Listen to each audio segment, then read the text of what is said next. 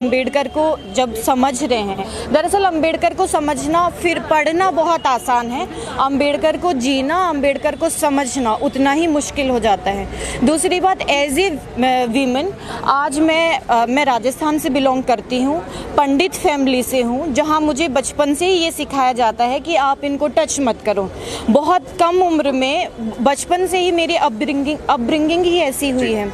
एक बहुत छोटा सा इंसिडेंट बताऊंगी जिसकी वजह से, उस वक्त मैंने अम्बेडकर के बारे में केवल इतना पढ़ा था किताबों में कि अम्बेडकर हमारे संविधान निर्माता थे और उन्होंने हमें बहुत सारे राइट्स दिए। इसके अलावा मैं बहुत कुछ उनके बारे में नहीं जानती थी। 5वीं 6ठी क्लास की बात है, मेरी मम्मी का एक्सीडेंट हुआ था और वहाँ पे हमारे ही रिलेटिव्स भी खड़े थे। एक मुस्लिम लड़का बहुत दूर से भाग के मेरी मम्मी को बचाता है। एक औरत जो कि रोज़ झाड़ू लगाती है, जिसे हम बुआ कहते थे, वो मेरी मम्मी की पूरी साड़ी खुल जाती है, मेरी मम्मी की साड़ी दोबारा पहनाती है और वो औरत, मेरी छोटी बहन को खून निकला होता है, वो उसको हाथ लगा के खून रोकती है। तो उसके बाद में, और उनके लिए मैंने ये सुन रखा था कि ये लोग अछूत हैं, हम इनका दिया नहीं खा सकते, इनको टच नहीं कर सकते। लेकिन उस दिन जब मैं वहाँ खड़ी थी, मैंने देखा कि मेरी माँ और मेरी बहन इन्हीं लोगों की वजह से बची है। हालांकि बाद में पढ़ने लिखने के बाद वो आइडियोलॉजिकल समझ विकसित बाद में हुई, लेकिन वो धीरे धीरे समझना वहीं से शुरू हो गया था कि ये सब जो चीज़ें हैं वो लोगों ने केवल अपने फ़ायदे के लिए, केवल अपने आप को ऊपर रखने के लिए बनाई है। बाकी इस तरीके की चीज़ें मैंने अपनी ज़िंदगी में कभी फेस नहीं की और मैं इस तरीके की चीज़ों को कभी मानती भी नहीं। और मैं लिटरली जो शर्मा, जो मेरा सरनेम है, वो मेरे पापा की वजह से मुझे मिला है। मेरी पहचान दीप्ति के नाम से ही है और मैं यहाँ पे सभी महिलाओं से, स्पेशली सभी वर्ग की, सभी जाति की महिलाओं से एक बात कहना चाहूँगी कि हमारी कोई जाति नहीं है, हमारा कोई वर्ग नहीं है।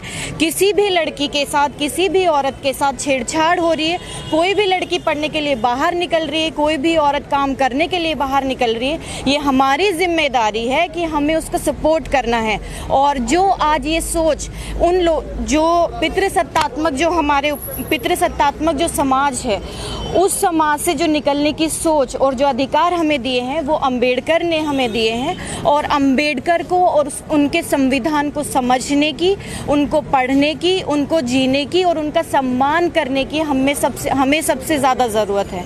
अगर आज सबसे ज़्यादा कोई शोषित वर्ग है वो महिला वर्ग है। सबसे ज़्यादा जो आज, जिसको कोई किसी भी तरीके का, आप किसी भी जाति वर्ग में चले जाइए, सबसे ज़्यादा शोषित आपको महिला वर्ग मिलेगा। तो सभी महिलाओं से मेरी रिक्वेस्ट है, प्लीज़ अम्बेडकर को समझिए, क्योंकि उन्हीं की वजह से आज हम यहाँ बोल पा रहे हैं, पढ़ पा रहे हैं, लिख पा रहे हैं, समझ पा रहे हैं। पूछना चाहूँगा कि बाबा साहब ने सिर्फ शोषित वंचित समाज के लिए एक उत्थान करा है या सर्व समाज के लिए उत्थान करा है? आप एक इंटेलेक्चुअल लड़की हैं, तो मैं इसीलिए आपसे जानना चाह रहा हूँ। जी देखिए, अम्बेडकर जी ने, वो बहुत पढ़े लिखे आदमी थे, ठीक है, और उनको पता था कि चीज़ें बदलेंगी भी, राइट। तो उन्होंने जो भी बनाया, जितने भी कानून उन्होंने बनाए, वो केवल शोषितों के लिए नहीं थे। अगर ऐसा होता तो आज वो वर्ग जो अपने आप को सत्ता में पा रहा है, या जो वर्ग अपने आप को ये कह रहा है कि हम सबसे उच्च हैं, उनका खुद का अस्तित्व वहाँ नहीं रहता। तो मैं ये नहीं मानती हूँ। मेरे हिसाब से अम्बेडकर ने जो बनाया था वो भारतीयों के लिए बनाया था और उनकी मानसिकता में भारतीय थे। उनकी मानसिकता में इस तरीके का जो वर्गवाद, उनको लेके जो पक्षपात, चाहे उनको स्कूलों में जो उनके बारे में पढ़ाया जाता है, वहाँ उनके बारे में पक्षपातपूर्ण व्यवहार किया जाता है, क्योंकि जो टीचर्स होते हैं वो उस मानसिकता से बिलोंग करते हैं। जो खुद अम्बेडकर को नहीं जानते तो वो बिना बायस होकर पढ़ा नहीं सकते अम्बेडकर को। दीप्ति, आप एक शर्मा परिवार से हैं, आपने शुरू से ये पूजा पाठ वगैरह देखा हुआ है, तो मैं आपसे बात पूछना चाहूँगा, जो पूजा पाठ के ऊपर राइट्स होते हैं, क्या वो सिर्फ शर्मा परिवार या ब्राह्मण परिवार के ही होते हैं या कोई और भी नहीं जा सकता है? और यहाँ तक कि महिला जो सबको जन्म देती है, माता वैष्णो देवी की आप लोग बात करते हैं, हम लोग सभी बात करते हैं, है ना, सबके घर में ये इस तरीके के कर्मकांड होते हैं। उसके बावजूद भी उन महिलाओं को, जो जगत जननी होती है, जैसे वैष्णो देवी या माँ जननी कहा जाता है, उसके बावजूद भी उस महिलाओं को मंदिर में जाने तक का अधिकार नहीं होता है। और ये पूजा पाठ तक की जहाँ तक बात है, क्या सिर्फ वो एक जो मतलब ये इसी तरीके से सिस्टम चला आ रहा है कि वही आदमी पुजारी होगा, वही पंडित होगा? इसके ऊपर क्या बोलेंगे आप? देखिए, मेरी बहुत सिंपल सी थ्योरी है इस चीज़ को समझने की। मुझे लगता है कि इन लोगों को काम नहीं करना था।